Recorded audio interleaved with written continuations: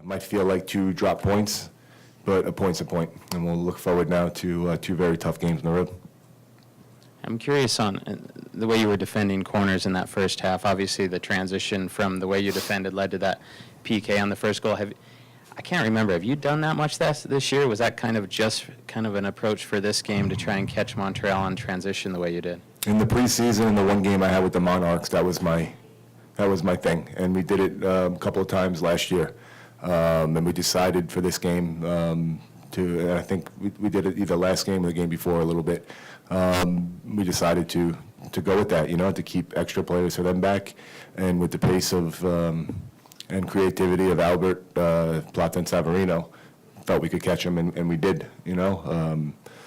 Perhaps it's on me that after we were up 1-0, maybe I should have pulled one of them to the top of the box, but that falls on me.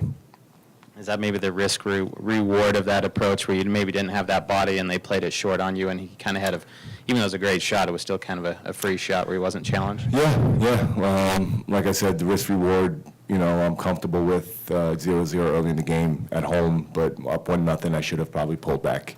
Probably Albert, top of the box.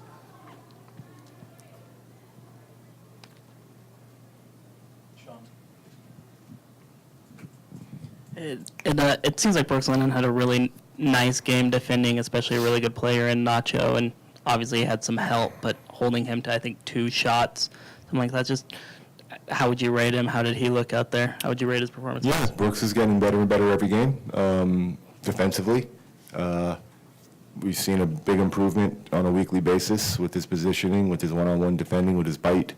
I would like to see Brooks get more involved in the attack, which is strange because he's a natural winger. Finding that balance, and that comes with the rest of the back line shifting over then for cover. But no, Brooks is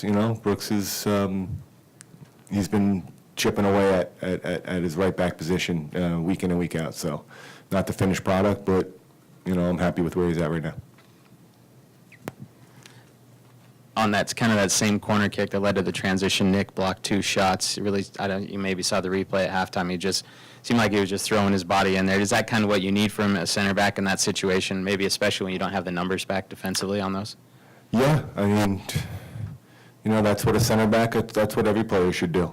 Put their body on the line. Throw their body in the way of shots, in the way of on-rushing players, and we need to see a bit more of that. I thought in the first half we were a little soft at times in the back when we found ourselves matched up, 1-on-1s, 2-on-2s. We could have a little bit more bite, but yeah, Nick's a workhorse, and he did what he had to do to throw his body in there. Was it kind of just a rotational start for him with 3 games in 8 days? Yeah, something like that. Yeah.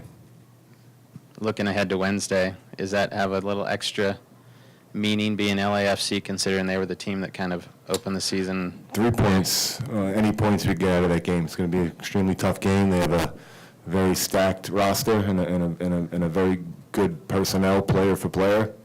It's going to be an extremely difficult game for us. No revenge factor. It's a completely different time of the season, different venue. So it's like I said, it's going to be tough. We're already starting the planning for that. What are your hopes and expectations for this road trip? My hopes and expectations. Points. We need points. 10 games left.